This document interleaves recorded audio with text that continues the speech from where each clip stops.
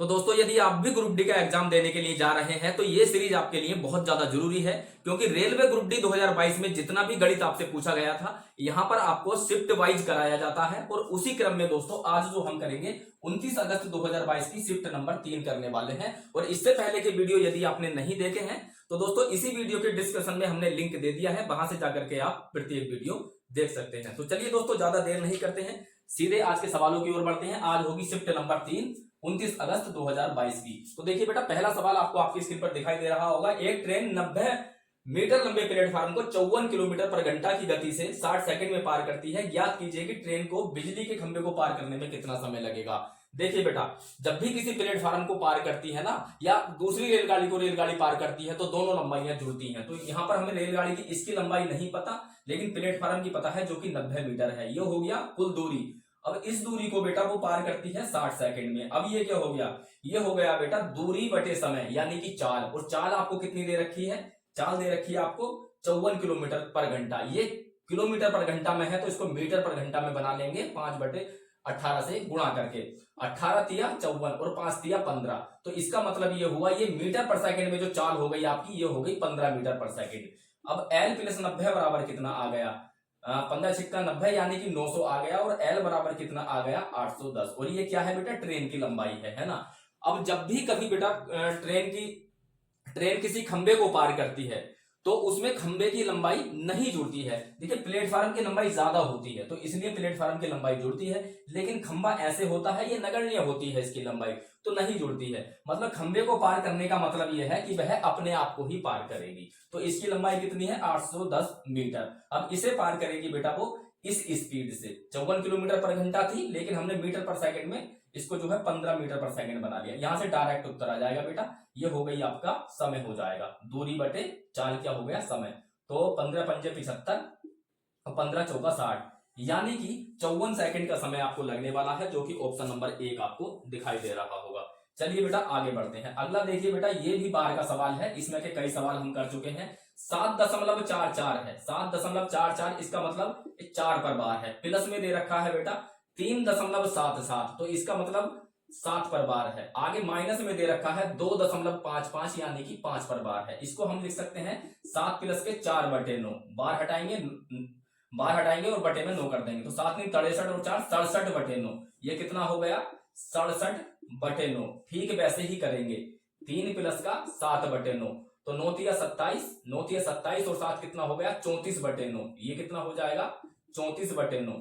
Minus में ठीक इसको भी वैसे ही करेंगे, 5/9, तो 9 दूनी 18 और 5 23/9। ये कितना हो जाएगा, 23/9। इतना हो गया। अब ये दोनों को जोड़ करके इसको घटाना है, तो 7 4 कितना हो गया, 11। और 11 में से 3 जाएगा तो 8 बचेगा। ऊपर इकाई का अंक 8 आना चाहिए बटे में 9, जो कि ऑप्शन नंबर 1 में आपको दिखेगा 78 है ना। तो यही आपका सही उत्तर हो जाएगा, ऑप्शन नंबर 1 78/9 आपका सही उत्तर होगा। आगे बढ़ते हैं बेटा, अगला सवाल देखिए इसमें के कई सवाल आ चुके हैं, तो उम्मीद करता हूं यदि पुराने वीडियो आपने देखे होंगे तो इसको भी आप लगा लेंगे। इसको हम लगभग में लेते हैं, 444 भाग दे रहे हैं 15.998, मतलब इसको 16 से भाग देनी है। फिर भाग है, दोबारा भाग का निशान होता है तो हम क्या करते हैं, बन के बटे में लिख देते हैं। और ये 37 है तो इसको 37 लिख देंगे, ठीक है। गुणा में कितना है बेटा, गुणा में है ये 12। 11.992 का मतलब इसको हम लगभग में 12 ही लेंगे। देखिए एक चीज समझिए, 37 से अगर कोई संख्या 3 बार रिपीट हो रही है तो वह 37 से जरूर कटेगी। जैसे कि 1 1 1, ये 37 से कितनी बार कटता है बेटा, ये 37 से कटता है 3 बार, यानी कि 37 और 3 की गुणा करोगे तो 111 आएगा। ठीक वैसे ही कोई भी संख्या यदि 3 बार रिपीट हुई है तो वह 37 से कटेगी ही कटेगी। ये 444 है, इसको मैं बेटा 4 गुणा 1 1 1 भी लिख सकता हूं, है ना, आपको समझाने के लिए। अब देखिए इससे कटेगा ये 3 बार, और ये 4 तिया कितना हो गया, 12। 4 तिया कितना हो गया, 12। और 12 की गुणा 12 में होगी तो हो जाएगा 144। 12 की गुणा 12 में होगी तो हो जाएगा 144। और 144 में जब 16 से भाग दोगे तो उत्तर आ जाएगा आपका 9, जो कि ऑप्शन नंबर आपका 3 दिखाई दे रहा होगा। उम्मीद करते हैं बेटा ये आपको समझ में आया होगा। देखिए बेटा अगला सवाल देखिए, ये त्रिकोणमिति का सवाल है। इसमें कहा है कि साइन थीटा बड़ा है कोस थीटा से। इसमें बेटा जब हम अंश इसका देखेंगे, यानी कि ऊपर वाली वैल्यू देखेंगे, तो इसमें 2 पैटर्न है। पहला पैटर्न मैं आपको समझा देता हूं, दूसरा आप अपने आप समझ जाएंगे। इसमें लिखा हुआ 1 - 2 साइन थीटा कोस थीटा, ये लिखा हुआ है। अगला आप खुद कर लेंगे जो प्लस में लिखा हुआ है, वो भी सेम यही है, बस यहाँ माइनस की जगह प्लस है। इसको समझ लीजिए, आपने बचपन से सुना होगा बेटा कि sine square theta plus cos square theta बराबर 1 होता है, ये आपने सुना होगा। तो इस एक की जगह मैं इसको रख सकता हूं, नहीं रख सकता हूं, sine square theta plus cos square theta, बिल्कुल रख सकता हूं। और जब मैं ऐसा करूंगा तो ये क्या हो जाएगा, इसकी जगह मैंने ये रख दिया, इसको मैं ब्रैकेट में ले लेता हूं आपको समझाने के लिए। अब ये माइनस में है, क्या है ये 2 साइन थीटा और कोस थीटा, ठीक है, इतना आपको समझ में आ गया होगा। अब देखिए बेटा, साइन को यदि मैं ए मान लूं, कोस को यदि मैं बी मान लूं, तो ये हो जाएगा ए बी।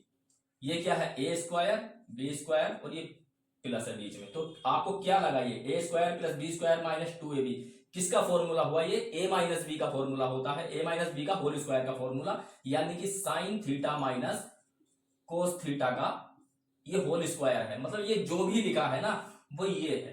तो ये मैंने आपको समझाने के लिए करा था, वरना यदि आप त्रिकोणमिति पहले से सीखे हुए हैं तो आप देखते ही समझ गए होंगे ये क्या है। तो sign theta minus cos theta का होल स्क्वायर था और ये ब्रैकेट में था, ये ब्रैकेट में था। अब देखिए बेटा, स्क्वायर वो सॉरी ये रूट में था, तो स्क्वायर से ये रूट कट जाएगा, क्या बचेगा, sign theta minus cos theta.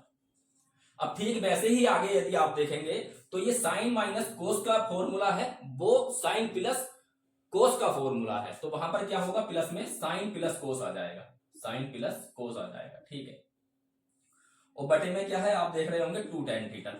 अब ये देखिए बेटा, ये कोस माइनस में है, ये प्लस में है, तो ये कट जाएगा, यहां से क्या हो गया है 2 साइन थीटा, 2 साइन थीटा बटे में 2 tan थीटा। tan थीटा को मैं क्या लिख सकता हूं, 2 साइन थीटा बटे कोस थीटा।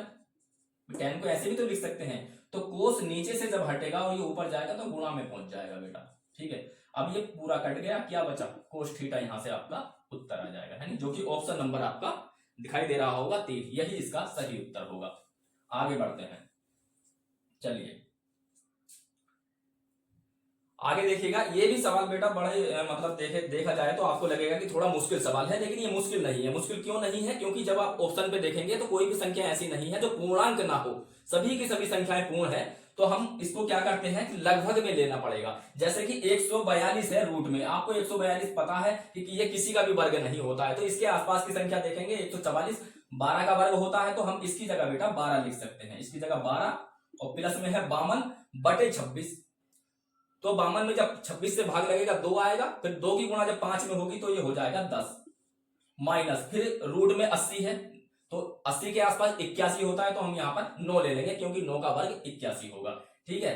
इसके ब्रैकेट में फिर गुणा में बेटा 2 है। अब ये देखिए कितना हो गया, 12 प्लस 10 22 माइनस 13 और गुणा 2, यानी कि ये 26 इसका सही उत्तर हो जाएगा, जो कि ऑप्शन नंबर 4 आपको दिखाई दे रहा होगा। तो ये 10-10 5-5 सेकंड वाले सवाल भी आपसे पूछे गए थे। अगला सवाल देखिए बेटा 143 माइनस, अब देखिए 144 में भाग लगाइए 16 से, 9 बार लगेगी और 9 की गुणा जब 3 में होगी तो ये 27 आ जाएगा, फिर माइनस का 1, तो माइनस का 27 और माइनस का 1, इसको मैं लिख सकता हूं माइनस का 28। अब देखिए बेटा ये है 13 में से 8 जाएगा तो इकाई का अंक 5 आएगा, कहां पर है, पहला ही ऑप्शन ऐसा है जिसमें इकाई का अंक 5 है, वरना आप इसको पूरा भी घटा सकते हैं। तो ऑप्शन नंबर 1 115 इसका सही उत्तर हो जाएगा। आगे देखिए बेटा, ये अनुपात समानुपात का सवाल है, और इसमें मैंने आपको कई बार बता चुका हूं कि जब भी ऐसा सवाल होता है तो हम क्या करते हैं, बीच वालों की गुणा बराबर, मतलब बीच में क्या है 2x है, तो दोनों एक्सों की गुणा होगी तो ये x स्क्वायर हो जाएगा, बराबर जो कोनों पर है, जो साइडों में है उनकी गुणा, तो 12 गुणा 4 है, 12 गुणा 27 है, 12 गुणा 27। अब देखिए बेटा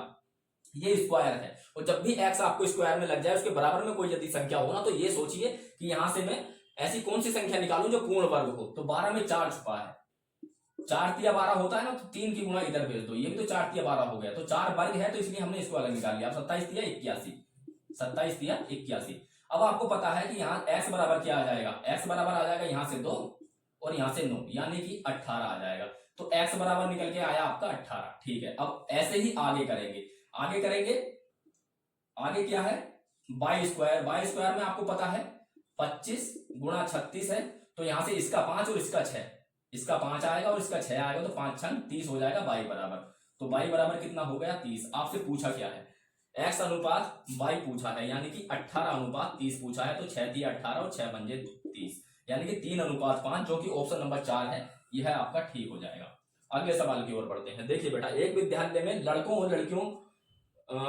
लड़कों की संख्या तथा लड़कियों की संख्या का अनुपात 7:3 है। 7:9 है, बॉय और गर्ल्स का 7:9 है।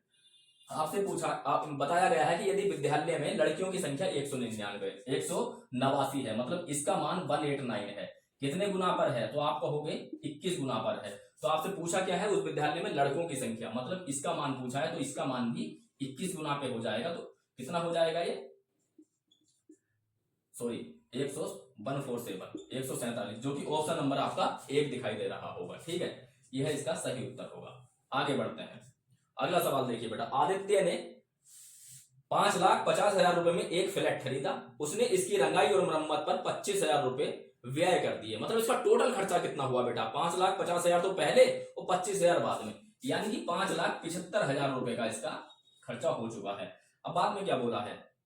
यदि इसने इसको 5,37,625 रुपए में बेच दिया तो उसका हानि प्रतिशत, मतलब ये क्रय मूल्य हो गया टोटल, और विक्रय मूल्य जो दिया हुआ है सवाल में वो कितना है? 5,37,625। अब बेटा इसको काट लीजिए, है ना, इसका अनुपात ही तो लेके हमें पता चलेगा। तो इसको काटेंगे, 25 दूनी 50, 25 तिया 75, इतना हो गया।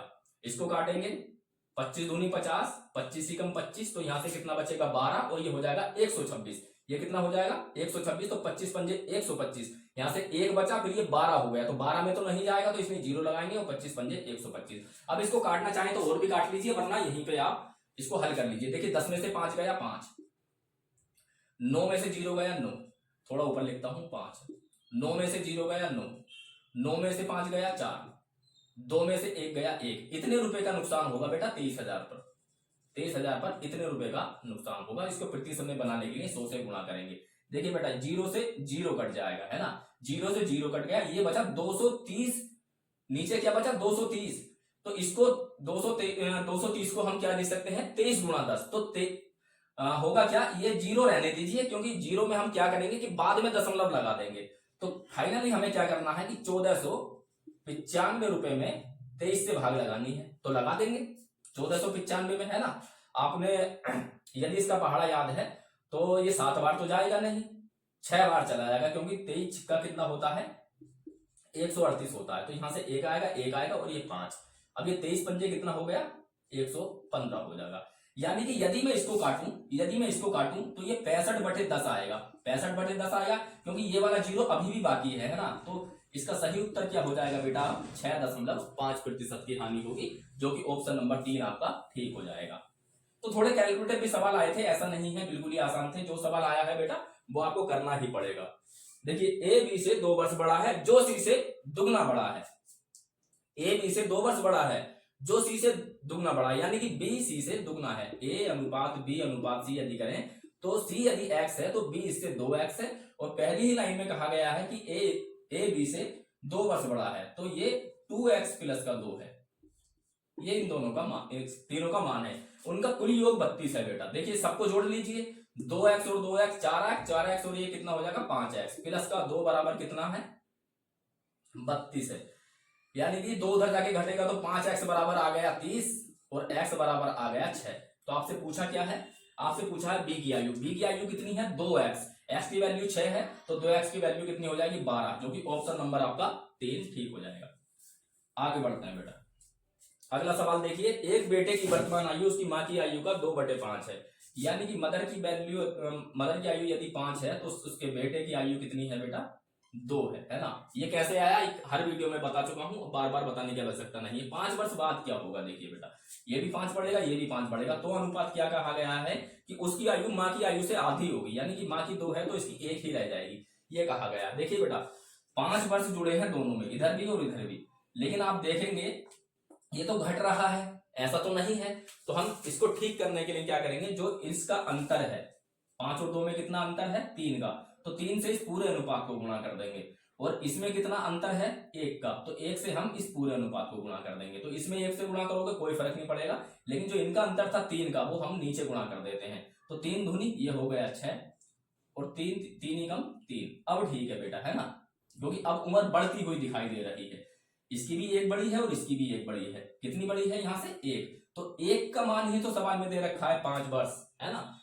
हम देखेंगे 5 वर्ष बाद की कहानी है ये तो, लेकिन अनुपात में देखें तो 1 की, तो 1 अनुपात का मान 5 के बराबर है। आपसे पूछा क्या है, उसकी माँ की वर्तमान आयु। माँ की वर्तमान आयु है 5, तो 5 का मान भी बेटा 5 गुना पे हो जाएगा 25, जो कि ऑप्शन नंबर आपका 2 दिखाई दे रहा होगा। तो उम्मीद करते हैं ये आपको अच्छे समझ में आया होगा। अगले सवाल की ओर देखिए बेटा, दो संख्याएं 3 अनुपात 2 के अनुपात में है, तो एक 3 है एक 2 है, उनका लघुत्तम समापवर्तक महत्तम समापवर्तक के क्रम से 24 और 4 है, तो दोनों संख्याओं में से बड़ी संख्या बताइए। दोनों संख्याओं की गुणा क्या होती है, यदि मैं इसको 3x गुणा 2x कर दूं तो इन दोनों की गुणा क्या होगी, इनके एलसीएम और इनकी एचसीएफ के गुणा के बराबर हो जाएगी, ये होगा। देखिए बेटा 3 अट्ठे 24 और 2 दूनी 4, एक्स स्क्वायर बराबर कितना आ गया 16, तो एक्स बराबर कितना आ गया 4। आपसे पूछा गया था कि बड़ी संख्या बताइए, बड़ी संख्या क्या है 3x, एक्स का मान कितना है 4, तो 4 तिया 12 बड़ी संख्या हो जाएगी, जो कि ऑप्शन नंबर आपको 4 इसमें दिखाई दे रहा होगा। आगे बढ़ते हैं, अगला सवाल देखिए, दो प्राकृतिक संख्याओं x और y का योग 320 है, मतलब एक संख्या x है और दूसरी y है, तो इनका जो योग है वो 320 है। बाद में कहा गया x और y का HCF 20 है। देखिए बेटा यहाँ पर एक बात समझनी होगी, इसको हम x और y तो ले सकते हैं, लेकिन यहाँ पर एलसीएम नहीं दिया, तो इसलिए हमें क्या करना होगा कि जो ये महत्तम समापवर्तक होता है HCF होता है ना, ये हर मतलब संख्या का फैक्टर होता है, संख्या का टुकड़ा होता है, तो इसलिए हमें यदि इसको मानना होगा तो हम इसको 20a मानेंगे। 20a क्यों मानेंगे, क्योंकि 20 इसमें शामिल होना चाहिए, और इसको हम दूसरी संख्या मानेंगे तो इसको 20b मानना पड़ेगा, क्योंकि 20 इसमें शामिल होना चाहिए। अब इन दोनों को जोड़ोगे तो आपका हो गया 320, 20 यहां से कॉमन आ जाएगा, 20 से जब 320 को काटोगे तो a प्लस बी आ जाएगा बेटा 16, a प्लस बी आपका कितना आ गया 16। अब ये 16 क्या है, ये 16 बेटा को प्राइम संख्याएं हैं, सह अभाज्य संख्याएं हैं, ठीक है, क्योंकि इनमें कॉमन क्या था 20, वो जो कि पहले ही कट चुका है। अब इन दोनों में कुछ भी कॉमन नहीं बचा, तो हमें ऐसे जोड़े देखने हैं जो सहवाज्य हो और उनका योग करने पर 16 आए। तो आपसे पूछा है एक्स और वाई के कितने संभावित युग्म यानी कि जोड़े संभव है, तो ऐसे कितने हैं, एक तो 1 प्लस 15 हो जाएगा, ठीक। उसके बाद में 2 और 14 नहीं ले सकते, क्योंकि ये आपस में सहवाज्य नहीं है, है ना, आपस में भाज्य है, इनमें कॉमन है, ये भी 2 से कटेगा ये भी 2 से कटेगा, तो सहवाज्य लेनी है, तो 3 प्लस 13 ले सकते हैं, 4 12 नहीं ले सकते, 5 प्लस 11 ले सकते हैं, और क्या ले सकते हैं, उसके बाद में 6 और 10 नहीं ले सकते क्योंकि ये भाज्य हो जाएंगी, तो उसके बाद में 7 प्लस 9 हम ले सकते हैं, है ना। उसके बाद में ये रिपीट होनी शुरू हो जाएंगी, तो इतनी ही ये संख्याएं हैं बेटा।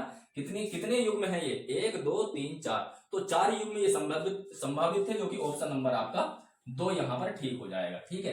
तो युग्म आपसे पूछा गया था। अगला सवाल देखिए, यदि किसी बंद घन का संपूर्ण पृष्ठ का क्षेत्रफल होता है बेटा 6a स्क्वायर, बराबर कितना दे रखा है 6 से इसको काटेंगे कितनी बार कटेगा ये, 6 कम 6 और 6 कम 6, फिर कितना 6 छंग 36 और 6 नीम 54, तो ये a स्क्वायर बराबर कितना हो गया 169 और a बराबर कितना आ गया 13।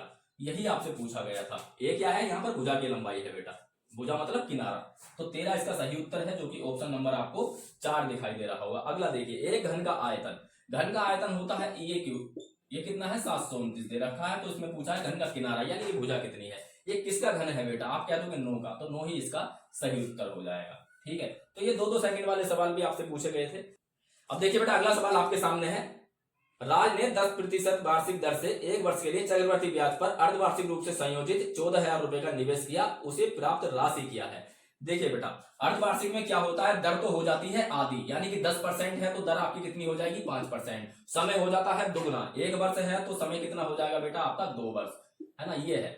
तो अब इसको देखिए, सबसे आसान तरीका मैं इसका यहाँ पर बता दूंगा, वैसे तो ये दर बहुत आसान है, तो किसी भी तरीके से लगाओगे आसानी से ही हल हो जाएगा, लेकिन यदि दर 5% है तो 5% का मतलब होता है 21/20, यही तो होता है। 2 वर्ष का है तो इस पर पावर 2 चढ़ा दो, ये कितना हो जाएगा 441/400, ये हो गया।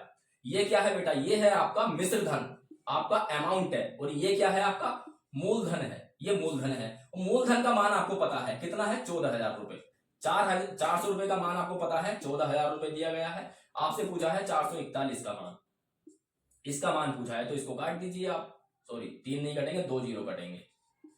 अब इसको 4 तिया 12, 2 बज के 4 पंजे 20। अब 35 की गुणा 1 में करेंगे तो कितना आएगा बेटा, 35 की गुणा यदि 1 में करेंगे, इकाई का अंक तो 2 में मैच खा रहा तो करनी ही पड़ेगी, 35 ही कम 35, हासिल लग गया 3, 35 चौका कितना हो गया, 35 दूनी 70, 70 दूनी 140 यानी कि 143 और हांसी लग जाएगा 14 का, और 35 चौका फिर कितना हो गया 170, 170 और 14 कितना हो गया 154, तो इतना हो जाएगा। ये कहां पर है ऑप्शन, ऑप्शन नंबर आपको 4 दिखाई दे रहा होगा, 15435 इसका सही उत्तर हो जाएगा। ठीक है, तो इस प्रकार से ये सवाल हल करने होते हैं। अगला सवाल देखिए बेटा, यदि किसी विशेष आंकड़ों के समूह का माध्य और बहुलक क्रम से 36 और 63 है तो अनुभज्य संबंध का उपयोग, मतलब सूत्र का प्रयोग करके हमें माध्यक यानी कि माध्य का बतानी है। देखिए बहुलक का फॉर्मूला कई बार मैं आपको बता चुका हूं, बहुलक बराबर होता है, क्या होता है, 3 माध्य का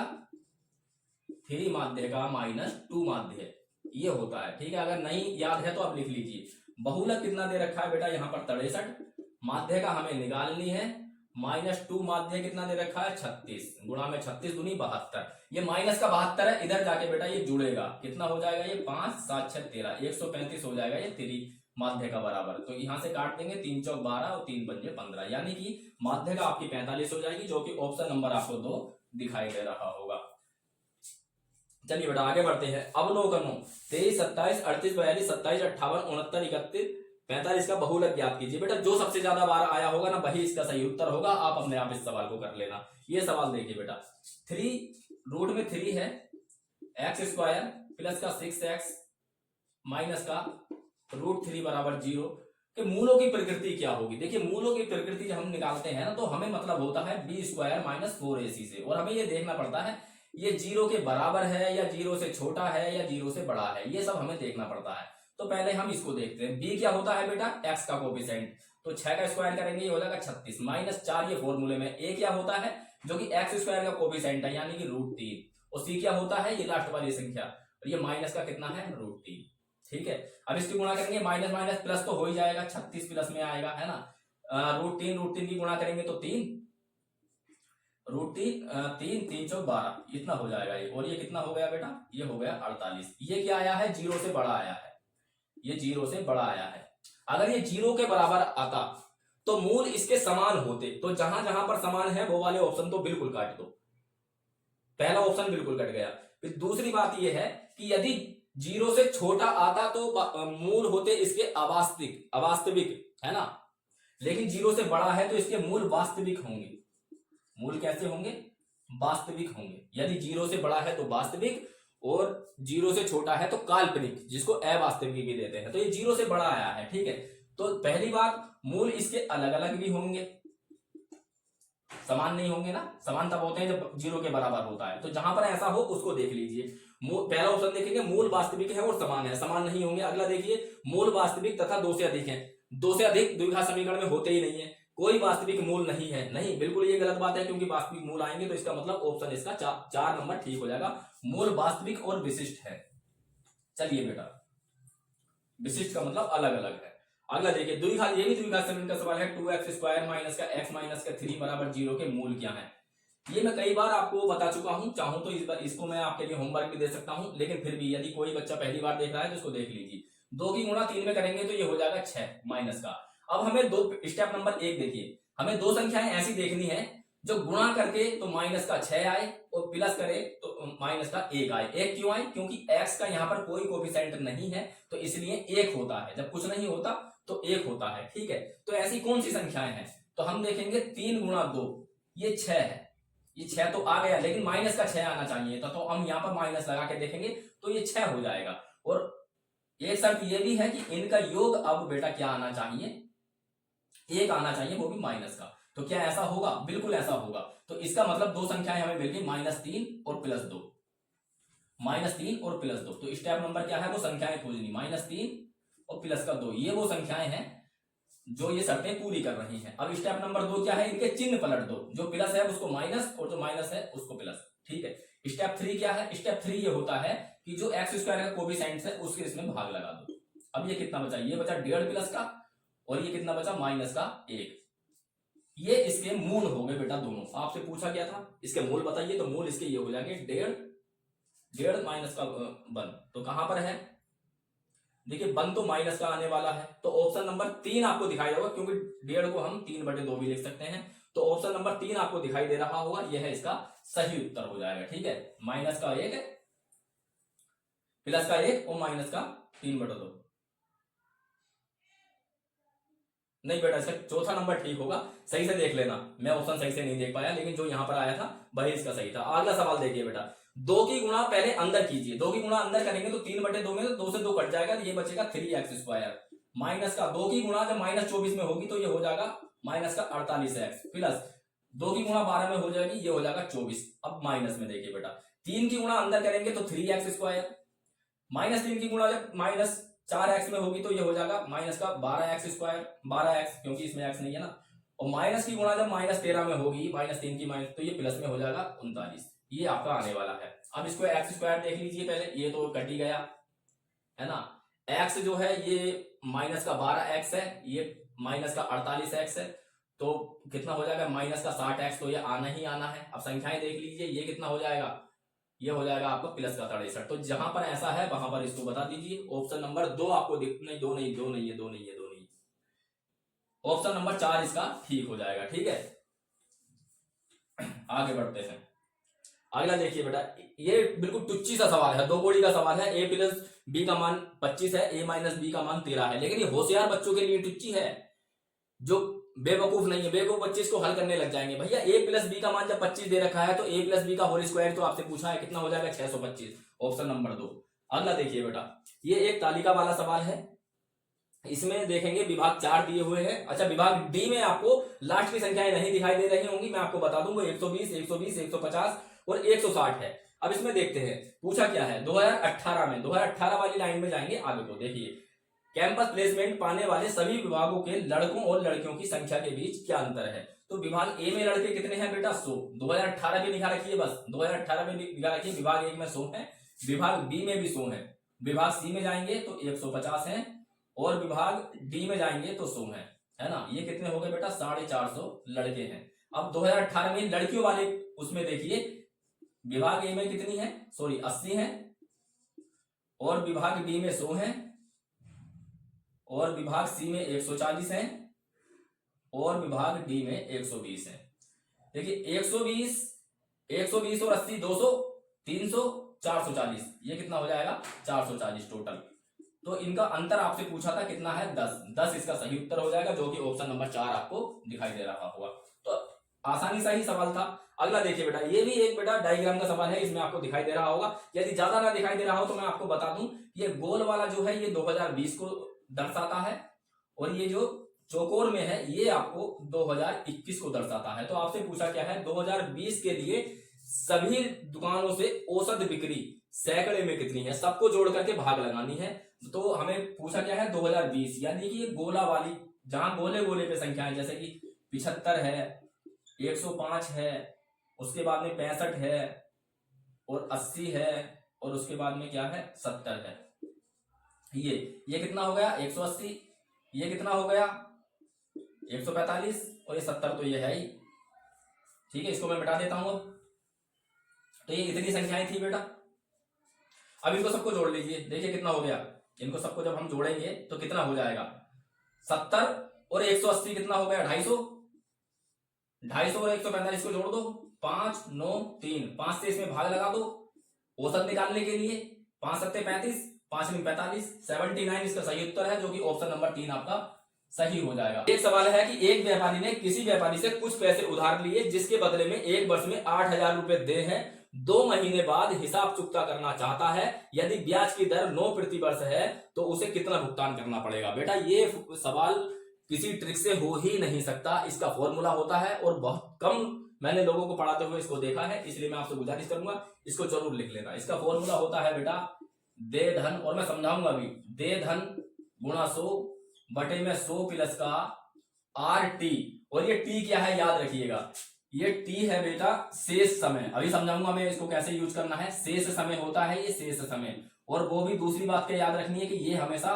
वर्षों में ही होना चाहिए, महीनों में नहीं, वर्षों में होना चाहिए। अब सवाल पढ़ते हैं और इसी में रख देंगे। ये समझ में आ गया, शेष समय और वर्षों में, ये जो T का मतलब है यहाँ पर। अब मैं इसको मिटा देता हूँ, फॉर्मूले रखेंगे। देखिए एक व्यापारी ने कुछ पैसे उधार लिए, जिसके बदले में 8000 रुपए दे रहे हैं, यानी कि दे धन कितना है 8000 रुपए, गुणा में 100 तो ये आएगा ही आएगा, 100 प्लस में क्या आएगा, R कितना है बेटा 9%, आपको इतना भी दे रखा है। लेकिन शेष धन से क्या मतलब था, शेष धन से क्या मतलब था, देखिए शेष धन से मतलब ये था कि एक वर्ष में एक वर्ष में देने थे, यानी कि 12 महीने में देने थे, 12 माह में देने थे, लेकिन वो चाहता क्या है कि वो 2 महीने में ही चुका दे। चाहता क्या है, 2 माह में चुकता करना चाहता है। तो कितना समय शेष रह जाएगा, 10 महीने का, है ना भाई। 12 महीने में देने थे, 2 महीने में दे रहा, तो कितना समय शेष छूट गया उसका, 10 महीने का। तो इसलिए यहां पर बेटा क्या आएगा, 10 माह, है ना। शेष समय का मतलब ये होता है, और ये वर्ष में ही आना है, तो यहां पर तो ये महीने हैं, तो इसको हम क्या करेंगे, 12 से भाग करके वर्ष में कन्वर्ट कर लेंगे। 3 तिया 9, 3 चौक 12, 2 से काटेंगे, 2 पंजे 10 और 2 दूनी 4। अब ये कितना हो जाएगा, 5 तिया 15/2। इसको मैं काट कर क्या लिख सकता हूं, 15/2 प्लस में 15/2।